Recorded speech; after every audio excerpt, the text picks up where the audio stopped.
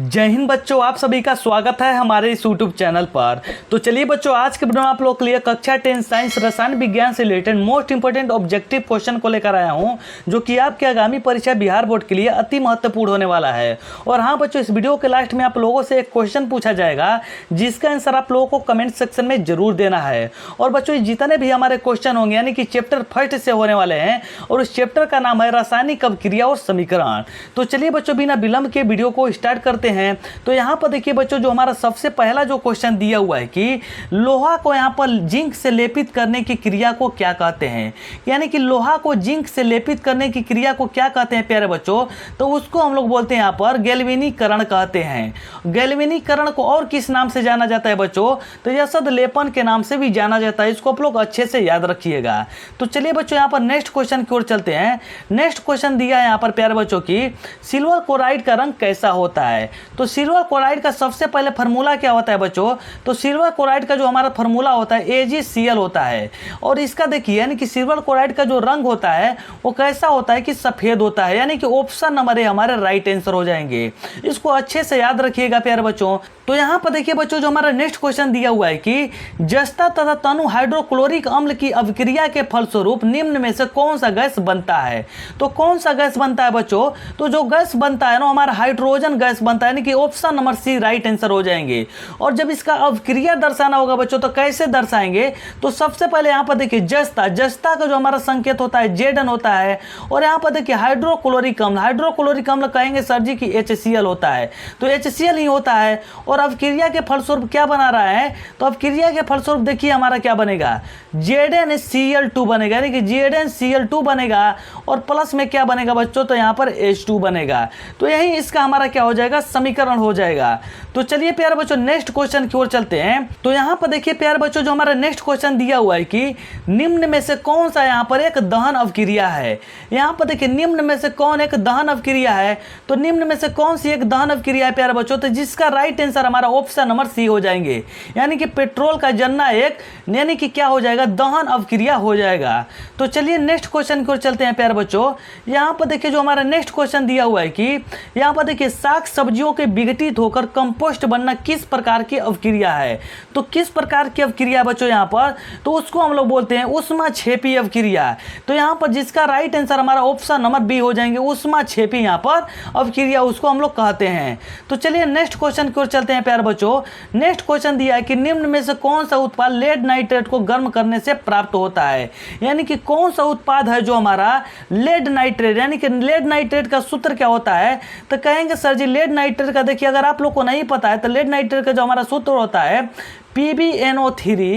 PbNO3 का whole twice होता है।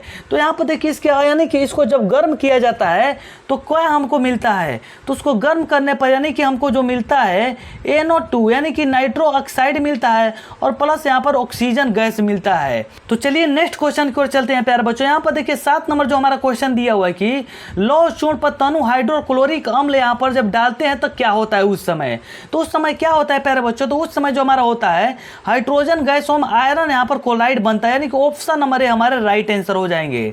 तो चलिए नेक्स्ट क्वेश्चन को चलते हैं प्यारे बच्चों। यहाँ पर देखिए नेक्स्ट क्वेश्चन दिया है कि श्वसन किस प्रकार की अभिक्रिया है।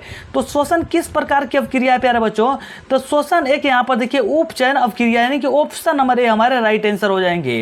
यानी कि उपचयन अभिक्रिया किसे कहते हैं, जिसमें कि हाइड्रोजन की क्या होती है, कमी होती है, और ऑक्सीजन की वृद्धि होती है, वही हमारे क्या कहलाता है कि उपचयन अभिक्रिया कहलाता है।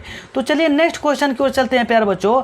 यहाँ पर देखिए नेक्स्ट क्वेश्चन दिया है कि CeO, यानी कि CO कहने का मतलब बच्चों कि copper oxide plus hydrogen gas, और मिलकर क्या बना रहा है CO प्लस H2, यानी कि कॉपर प्लस यहाँ पर जल बना रहा है। तो यह किस प्रकार की अभिक्रिया है, तो यह किस प्रकार की अभिक्रिया है प्यारे बच्चों, तो जो हमारी अभिक्रिया है ना अपचयन अभिक्रिया है, यानी कि ऑप्शन नंबर बी हमारे राइट आंसर हो जाएंगे। और कैसे अपचयन अभिक्रिया है, तो अपचयन का परिभाषा क्या होता है प्यारे बच्चों, तो उसमें देखिए यानी कि हाइड्रोजन के क्या होते हैं, वृद्धि होते हैं, और ऑक्सीजन का क्या होता है, ह्रास होता है, वही हमारा क्या कहलाता है कि अपचयन अभिक्रिया कहलाता है। तो चलिए नेक्स्ट क्वेश्चन की ओर चलते हैं। नेक्स्ट क्वेश्चन दिया है प्यारे बच्चों यहाँ पर कि इलेक्ट्रॉन के स्थानांतरण से बने यौगिक क्या कहलाते हैं, यानी इलेक्ट्रॉन के स्थानांतरण से यानी कि जो यौगिक बनते हैं उन्हें हम क्या कहते हैं। तो उन्हें हम लोग बच्चों क्या कहते हैं, तो उन्हें हम लोग क्या कहते हैं कि विद्युत संयोजी कहते हैं, यानी कि ऑप्शन नंबर बी हमारे राइट आंसर हो जाएंगे। उनको हम लोग क्या कहते हैं प्यारे बच्चों, तो विद्युत संयोजी कहते हैं। तो चलिए प्यारे बच्चों यहाँ पर नेक्स्ट क्वेश्चन की ओर चलते हैं। यहाँ पर देखिए नेक्स्ट क्वेश्चन दिया हुआ है कि नीचे दी गई अवक्रिया में कौन से यहाँ पर कथन सत्य है। तो कौन सा कथन यहाँ पर सही है प्यारे बच्चों, तो यहाँ पर देखिए कथन क्या दिया हुआ है कि यहाँ पर कॉपर प्लस ऑक्सीजन मिल के यहाँ पर क्या बना रहे हैं, कॉपर ऑक्साइड बना रहे हैं। तो यहाँ पर देखिए इसके लिए कौन सा कथन सत्य होगा, तो इसके लिए जो हमारा कथन सत्य होगा ना, इनके कॉपर का ऑक्सीकरण हो रहा है, यानी कि कॉपर का क्या हो रहा है बच्चों यहाँ पर ऑक्सीकरण, यानी कि ऑप्शन हमारे राइट आंसर हो जाएंगे। तो चलिए प्यारे बच्चों नेक्स्ट क्वेश्चन की ओर चलते हैं। यहाँ पर देखिए नेक्स्ट क्वेश्चन दिया है कि निम्नलिखित समीकरण है।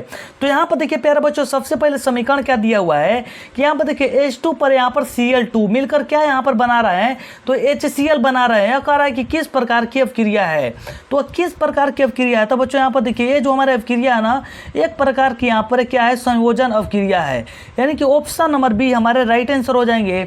और संयोजन अवक्रिया किसे कहते हैं प्यारे बच्चों, तो यहाँ पर देखिए दो या दो से अधिक अभिकारक मिलकर एकल उत्पाद बनाते हैं, उनको हम लोग क्या कहते हैं कि संयोजन अवक्रिया कहते हैं।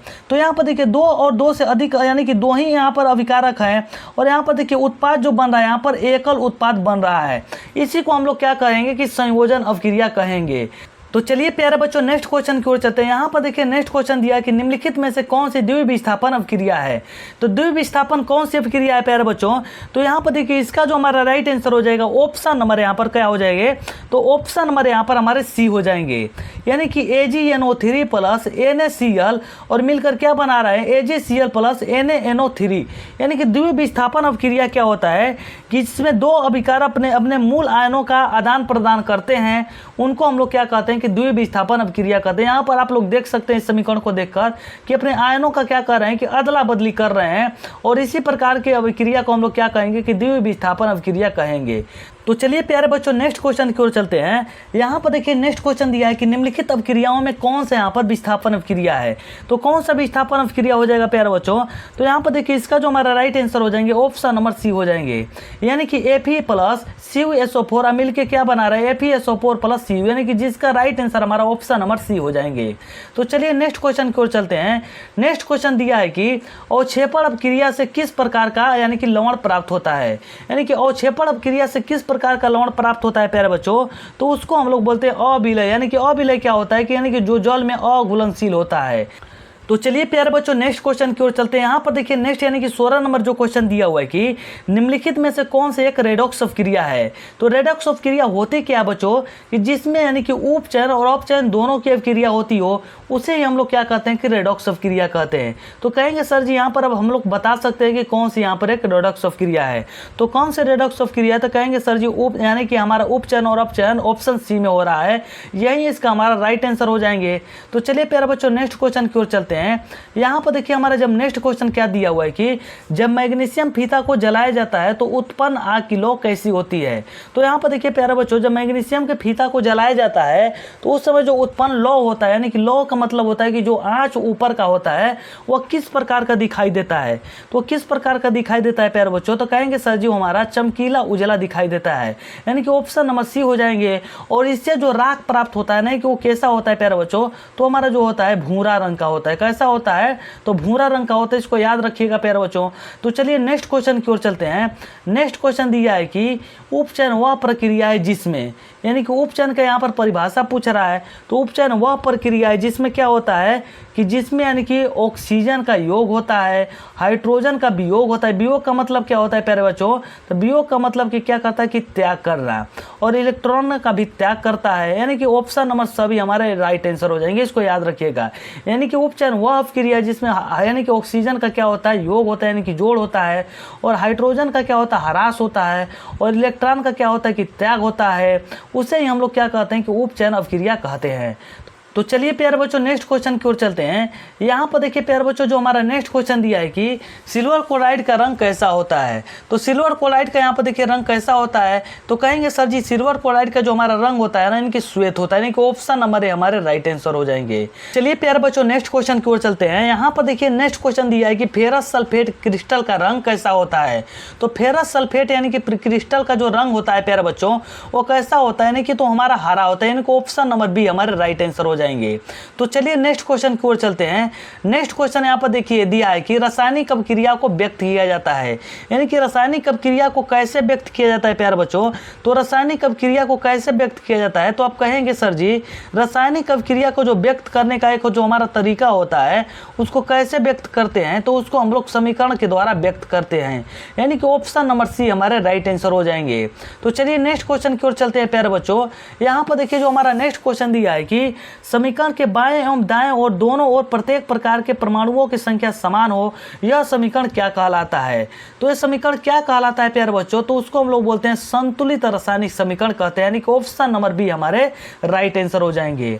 अगर संतुलित नहीं रहता है तो उसको हम लोग यानी कि क्या कहते हैं, असंतुलित कहते हैं, यानी कि उसको कंकाली के नाम से भी जाना जाता है। तो चलिए नेक्स्ट क्वेश्चन की ओर चलते हैं। नेक्स्ट क्वेश्चन दिया है प्यारे बच्चों यहाँ पर कि नेक्स्ट क्वेश्चन देखिए क्या दिया हुआ है। नेक्स्ट क्वेश्चन दिया है कि यहाँ पर कैल्शियम कार्बोनेट को जब गर्म करने पर कैल्शियम यहाँ पर ऑक्साइड एवं कार्बन डाइऑक्साइड गैस बनता है, यह किस प्रकार का रासायनिक अभिक्रिया है। तो किस प्रकार का रासायनिक अभिक्रिया है प्यारे बच्चों यहाँ पर, तो जो हमारा किस प्रकार की रासायनिक अभिक्रिया है, तो उस अभिक्रिया को हम लोग कहते हैं अपघटन की अभिक्रिया कहते हैं, यानी कि option number D right answer हो जाएंगे। तो यहाँ पर बच्चों हम लोग जान लेते हैं कि अपघटन की अभिक्रिया क्या होती है। तो अपघटन वैसी अभिक्रिया है जिसमें देखिए क्या होता है कि जब यानी कि गर्म करने पर पदार्थ जो होते हैं अलग अलग यानी कि भागों में टूटते हैं, वही हमारा क्या कहलाता है कि अपघटन की अभिक्रिया कहलाता है। ठीक है ना प्यारे बच्चों, आप लोगों को समझ में आ चुका होगा। तो चलिए नेक्स्ट क्वेश्चन दिया है। नेक्स्ट क्वेश्चन यहाँ पर देखिए प्यारे बच्चों क्या दिया है कि सोडियम हाइड्रोक्साइड और हाइड्रोक्लोरिक अम्ल के बीच अभिक्रिया होने पर सोडियम क्लोराइड एवं जल बनता है, यह किस प्रकार की अभिक्रिया है। तो इसको हम लोग किस प्रकार की अभिक्रिया कहते हैं प्यारे बच्चों, तो इसको हम लोग बोलते हैं यानी कि उदासीनीकरण कहते हैं, यानी कि ऑप्शन नंबर बी हमारे राइट आंसर हो जाएंगे।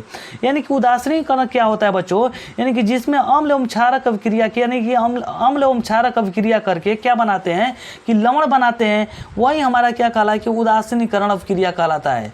तो यहाँ पर देखिए सबसे पहले क्वेश्चन को ध्यान दीजिए कि सोडियम हाइड्रोक्साइड, तो सोडियम हाइड्रोक्साइड का सूत्र क्या होता है, तो कहेंगे सर जी NaOH होता है, और किसके साथ अभिक्रिया कर रहा है, तो HCl के साथ अभिक्रिया कर रहा है ना, और अभिक्रिया के फलस्वरूप क्या बना रहा है, तो सोडियम क्लोराइड, यानी कि सोडियम क्लोराइड का मतलब NaCl प्लस H2O यानी कि जल बना रहा है।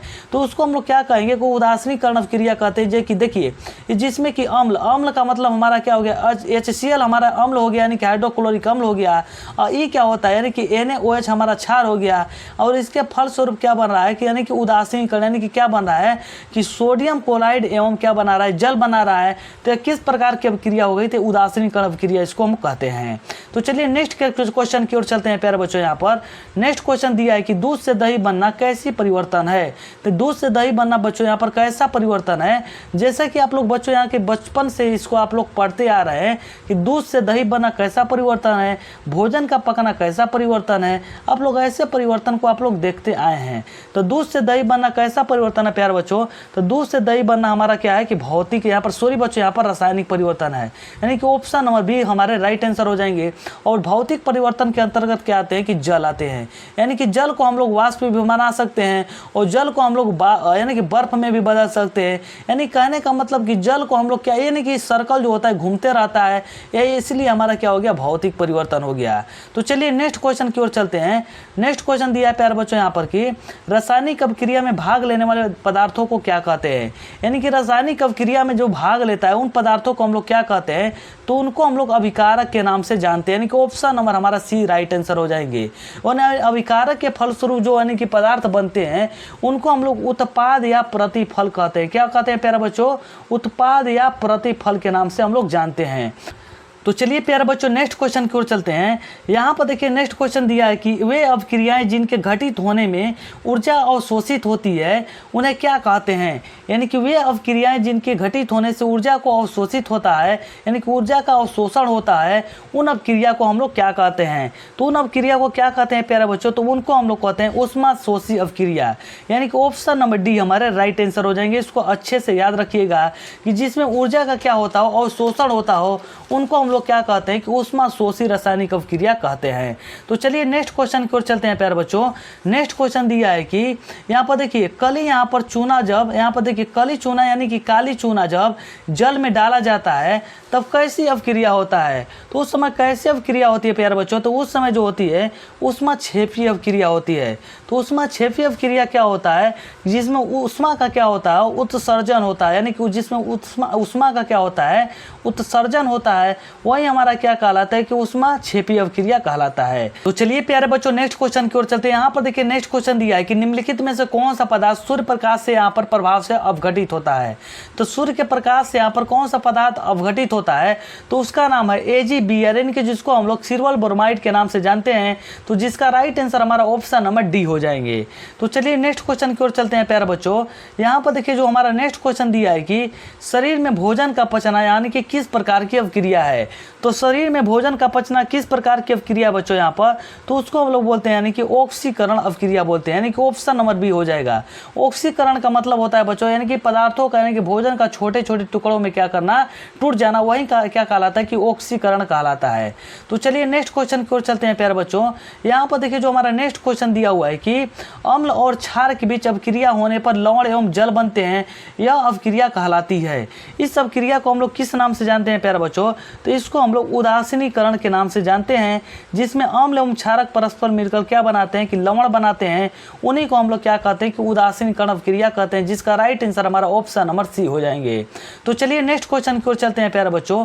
नेक्स्ट क्वेश्चन दिया है कि वसा युक्त अथवा तैलीय खाद्य सामग्री को जब लंबे समय तक यहाँ पर रख दिया जाता है तो वह विकृत गंधिता हो जाता है। इसका क्या कारण, विकृत गंधिता का मतलब कि बच्चों जिसको हम लोग बोलते हैं कि इससे अलग प्रकार का एक गंध आने लगता है, जिसको हम लोग की बोलते हैं कि खाना खराब हो गया, उसको यानी कि उसमें क्या होता है, उस समय उसमें क्या होता है बच्चों, यानी कि उपचयन, यानी कि उपचयित हो जाना। यानी कि क्या होता है बच्चों, उपचयित हो जाना, यानी कि ऑप्शन नंबर बी हमारे राइट आंसर हो जाएंगे। जब भोजन उपचयित हो जाता है तो उसमें से क्या आने लगते हैं, बेकार गंध आने लगते हैं, यानी कि जिसको हम लोग विकृत गंधिता के नाम से भी जानते हैं। तो चलिए प्यारे बच्चों नेक्स्ट क्वेश्चन की ओर चलते हैं। यहाँ पर देखिए जो हमारा नेक्स्ट क्वेश्चन दिया है कि लाल तप्त लोहा पर जलवाष्प प्रवाहित करने पर निम्नलिखित में से कौन सा यौगिक बनता है। तो नीचे दिया है जितने इनमें से कौन सा यौगिक बनता है प्यारे बच्चों, तो उस यौगिक का नाम है यहाँ पर फेरस ऑक्साइड, यानी कि जिसका सूत्र होता है Fe, यहाँ पर Fe3O4 होता है। जिसका राइट आंसर हमारा ऑप्शन नंबर सी हो जाएंगे। तो चलिए नेक्स्ट क्वेश्चन की ओर चलते हैं प्यारे बच्चों।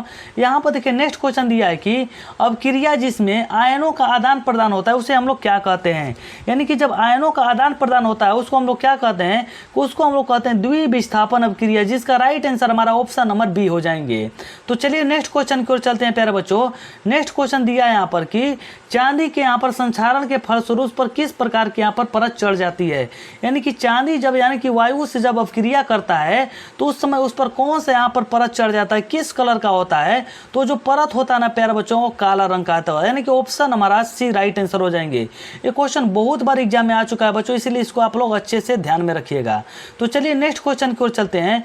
नेक्स्ट क्वेश्चन दिया है प्यारे बच्चों यहाँ पर कि चिप्स के थैली में चिप्स को अपचयन से बचाने के लिए किस प्रकार की गैस को भरी जाती है।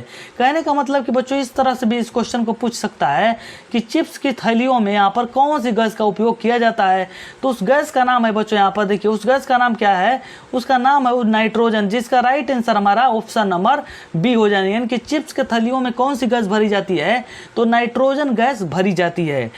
तो चलिए प्यारे बच्चों अब नेक्स्ट क्वेश्चन की ओर चलते हैं। यहाँ पर देखिए जो हमारा नेक्स्ट क्वेश्चन यानी कि 36 नंबर जो क्वेश्चन दिया हुआ है इसका आंसर आप लोग को कमेंट सेक्शन में जरूर देना है। तो चलिए प्यारे बच्चों सबसे पहले क्वेश्चन को पढ़ते हैं। यहाँ पर देखिए क्वेश्चन क्या कह रहा है कि निम्नलिखित में से कौन सा पदार्थ ऑक्सीजन से यहाँ पर संयोग नहीं करता है। तो यहाँ पर देखिए ऑप्शन ए में क्या दिया हुआ है, तांबा, बी में दिया है गोल्ड, सी में दिया है जिंक और डी में दिया है यहाँ पर पोटास। तो इसका आंसर आप लोग को कमेंट सेक्शन में जरूर बताना है बच्चों। यदि आप लोग को वीडियो अच्छी लगी तो वीडियो को लाइक कीजिएगा, चैनल को सब्सक्राइब कीजिएगा और हाँ बच्चों, इस वीडियो को ज़्यादा से ज़्यादा जरूर शेयर कीजिएगा, क्योंकि बच्चों आप लोग अगर शेयर नहीं करेंगे तो कैसे आप लोग हमारा सपोर्ट होगा। और आप लोग हमको बहुत से ज़्यादा सपोर्ट कीजिए, क्योंकि आप लोगों की सपोर्ट की बहुत ही ज़्यादा आवश्यकता है। तो चलिए बच्चों, मिलते हैं नेक्स्ट वीडियो के साथ। तब तक के लिए जय हिंद, जय भारत, वंदे मातरम।